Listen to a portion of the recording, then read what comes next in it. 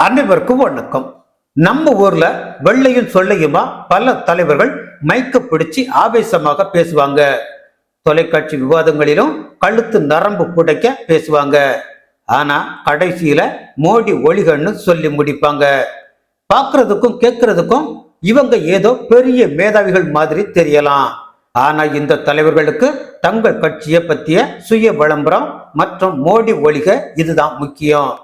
6ஆம் கிளாஸ் வாத்தியார் அடிச்சதுல படிப்பை விட்டு ஓடி வந்தவனெல்லாம் கட்சி துண்டை போட்டுக்கிட்டு ஏதோ ஐஐடியில படிச்சு கோல்டு மெடல் வாங்கினது மாதிரியே நியூட்ரினோ பத்தி ஆக்ஸ்போர்ட் பல்கலைக்கழகத்துல பொருளாதாரம் படிச்சு உலக வங்கி தலைவரா வேலை பார்க்குற மாதிரி இந்திய பட்ஜெட்டை பத்தி எல்லாம் பேசுவாங்க. தொலைக்காட்சி விவாதங்களிலும் 6ஆம் கிளாஸ்ல அரியர் வச்சுட்டு ஓடி வந்தவனை பொருளாதார நிபுணர்னு போட்டு புல்லரிக்க வைப்பாங்க.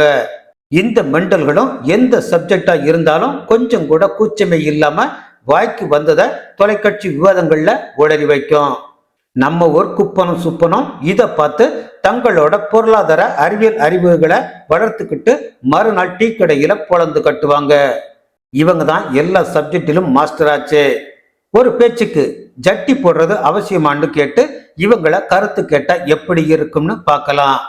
இது சும்மா தமாசுக்குத்தான், யாரும் சண்டைக்கு வராதீங்க. மு.க. ஸ்டாலின் கோவணத்தை அணிந்து கொண்டு அலைந்த தமிழனை ஜட்டி போட வைத்த பெருமை நமது கழகத்திற்கு சாரும். டாக்டர் கலைஞர் முதலாக முதலமைச்சராக பதவியேற்றதும் கழகத்தின் சட்டமன்ற உறுப்பினர்களை ஜட்டி அணிந்துதான் சட்டசபை கூட்டங்களில் பங்கேற்க வேண்டும் என உத்தரவிட்டதை அன்றைய சட்டமன்ற உறுப்பினர்கள் அறிவார்கள். டாக்டர் கலைஞரின் இந்த அறிவிப்பை அன்று அமெரிக்க ஜனாதிபதியாக இருந்த ஜான் எஃப் கென்னடியே வரவேற்று அமெரிக்க நாடாளுமன்றத்தில் பேசியது பதிவாகியுள்ளது. அப்படிப்பட்ட ஜட்டி போடும் உத்தரவை அறிவித்த நாளை இந்திய அரசு ஜட்டி தினமாக அறிவிக்க கோரி தமிழகம் வரும் மோடிக்கு கிழிந்த ஜட்டியை காட்டி எதிர்ப்பு காட்டும் போராட்டத்தை கழகம் அறிவிக்கிறது. மோடி ஒழிக. செல்வ பெருந்தகை இந்த விவாதம் வந்ததுமே நான் ஜட்டி அணிவதை விட்டுவிட்டேன். ஜட்டி அணியலாமா வேண்டாமா என்று எங்கள் காங்கிரஸ் கட்சியின் அகில இந்திய தலைமை இளவரசர் ராகுலின் தலைமையில் ஒரு வல்லுநர் குழு அமைத்து தனது முடிவை அறிவிக்கும். அந்த முடிவை தமிழக காங்கிரஸ் மகிழ்ச்சியுடன் ஏற்றுக்கொள்ளும்.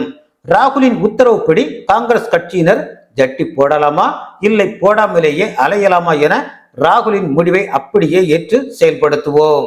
கம்யூனிஸ்டுகள் ஜட்டியின் வரலாறை நாம் 2ஆம் உலகப் போரில் இருந்து தெரிந்து கொள்வது அவசியம்.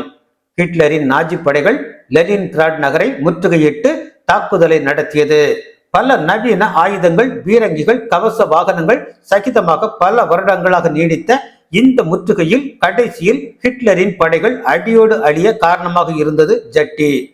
முற்றுகையின் காரணமாக குளிப்பதற்கு கூட தண்ணீர் இல்லாமல் போன ரஷ்ய மக்கள் துணியை துவைக்க முடியவில்லை.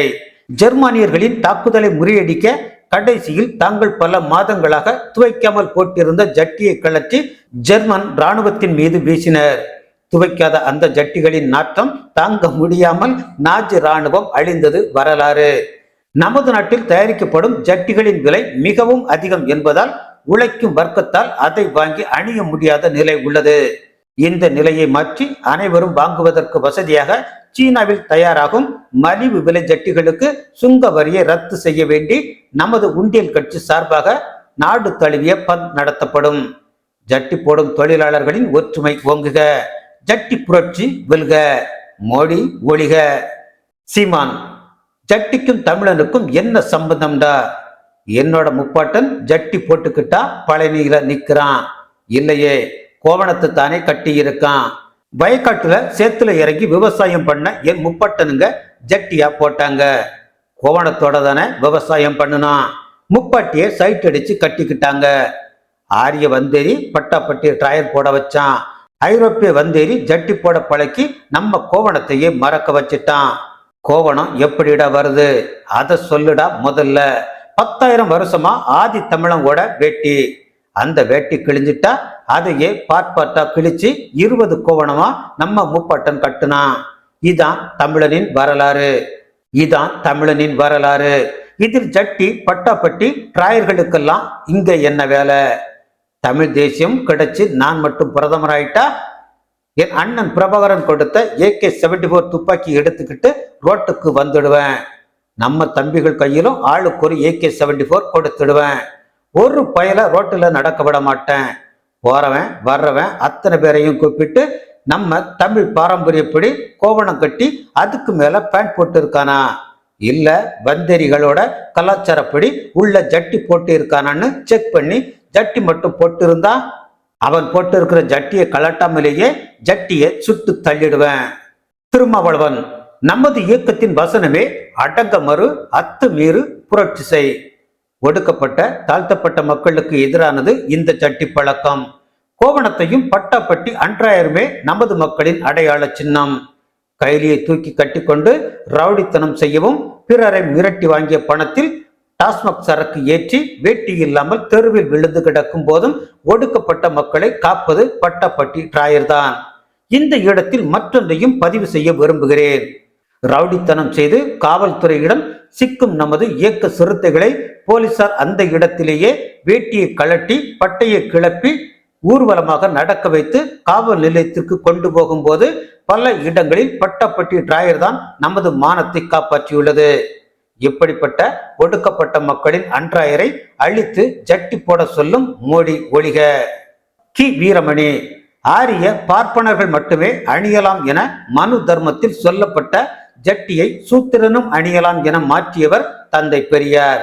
கும்பகோணம் மகாமகம் குளத்தில் ஜட்டி அணிந்த பார்ப்பனர்களுக்கு மட்டுமே அனுமதி என்று இருந்த ஜட்டி சட்டத்தை எதிர்த்து தனது தள்ளாத வயதிலும் ஒரு கையில் தனது மூத்திர வாளியோடும் கோவணத்தோடும் இறங்கி முங்கி குளித்து மகாமக குளத்தையே நார அடித்த பின்புதான் அன்றைய பார்ப்பனர்களின் பிரிட்டிஷ் அரசு பெரியார் இன்னொரு முறை மூத்திர வாளியுடன் குளத்தில் இறங்கினால் காலரா போன்ற வியாதிகள் பரவி மக்கள் மடிவார்கள் என்று பயந்து சூத்திரர்களும் ஜட்டி போடலாம் என்ற சட்டத்தை கொண்டு வந்து நிறைவேற்றியது. ஜட்டி போடும் உரிமையை பெரியார் பெற்றுக் கொடுத்தாலும் இன்றளவும் டாண்டெக்ஸ், பூம்புகார் போன்ற பிராண்டட் ஜட்டிகள் போடுவது ஆரிய பார்ப்பனர்களே. எனவே ஜட்டி போடுவதை புறக்கணித்து சமூக நீதியை நிலைநாட்ட தடையாக இருக்கும் மோடியின் அரசுக்கு எதிராக விரைவில் எங்கள் புரட்சி வெடிக்கும். நன்றி.